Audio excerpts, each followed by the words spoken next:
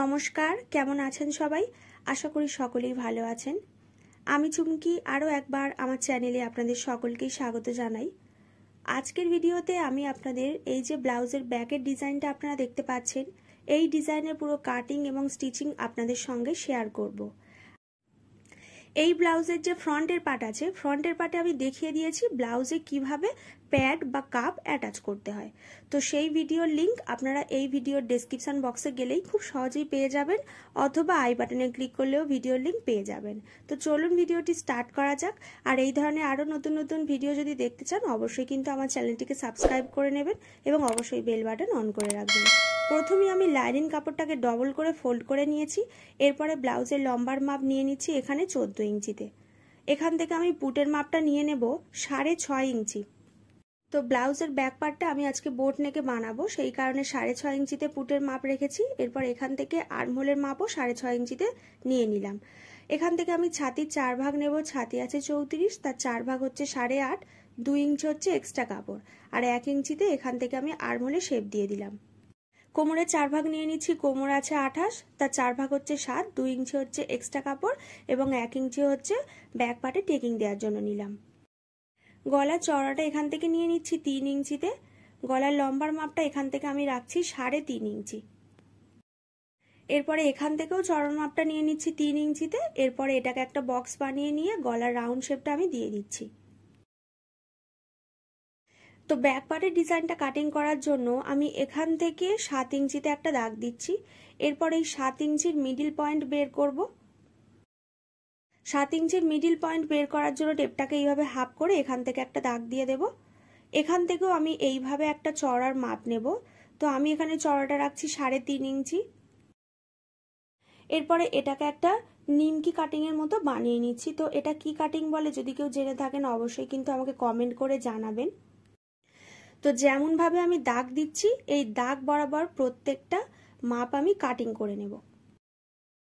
তো যারা যারা আমার ভিডিও দেখছেন এবং যারা অলরেডি আমার চ্যানেলটিকে সাবস্ক্রাইব করেছেন তাদের অসংখ্য ধন্যবাদ জানাই। এইভাবে আমার ভিডিওগুলি দেখতে থাকুন এবং ভিডিও ভালো লাগলে লাইক করতে থাকুন। এইভাবে পাশে থাকলেই আমি আরও নতুন নতুন ভিডিও দেওয়ার সাহস পাবো। আর আমার ভিডিওগুলি দেখে আপনাদের কেমন লাগে অবশ্যই কিন্তু আমাকে কমেন্ট করে জানাবেন। এর ফলে কিন্তু আমি আরও ভালোভাবে বুঝতে পারবো যে আমার ভিডিও আপনাদের কেমন লাগছে। এরপর আমি মেন কাপড়ের উপরে লাইনিং কাপড়টা এইভাবে সোজা দিকে রেখে দেব। সোজা দিকে রেখে দেওয়ার পরে এর ওপর থেকে লাইনিং কাপড়টাকে সেলাই করে নেব। তো আমি এখানে বল পিন দিয়ে প্রথমে সেট করে নিচ্ছি যাতে সেলাই করার সময় কাপড়টা যেন না সরে যায়।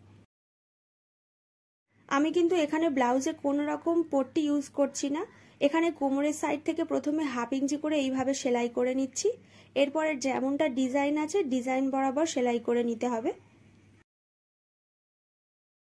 ডিজাইনটা সেলাই করার আগে ওপরের সাইড থেকে আমি কাটিং করে নিয়েছি, কারণ ওপরের সাইডে আমি লটকান লাগাবো। ডিজাইন বরাবর এইভাবে 1/2 ইঞ্চি করে সেলাই করে নিচ্ছি এবং এই লটকানের জায়গায় ভেতরের সাইড থেকে লটকানটাকে এইভাবে সেলাই করে নিতে হবে।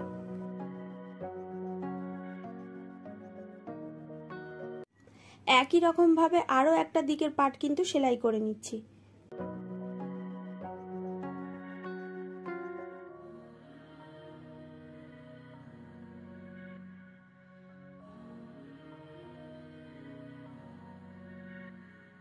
যেহেতু আমি ব্যাক পার্টে হুক পট্টি করব সেই কারণে মিডিল থেকে এইভাবে কাপড়টাকে কাট করে নিচ্ছি এবং যে এক্সট্রা কাপড় থাকবে সেইগুলিকেও এইভাবে কেটে বাদ দিয়ে দিতে হবে।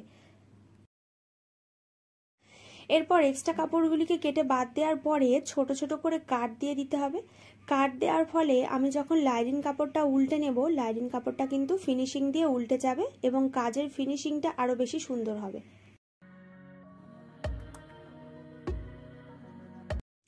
এরপর এখানে আরো একটা ডিজাইন করার জন্য আমি এখানে এই রকম একটা কাপড় নিয়েছি। এটাকে এই রকম ভাবে নিমকির মতো করে প্রথমে সেলাই করে নেব।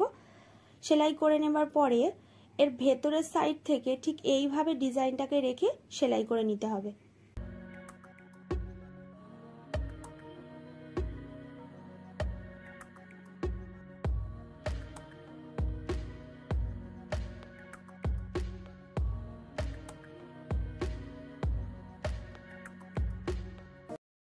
তো আমি এইভাবে আরো একটা সাইডের পার্ট রেডি করে নিয়েছি।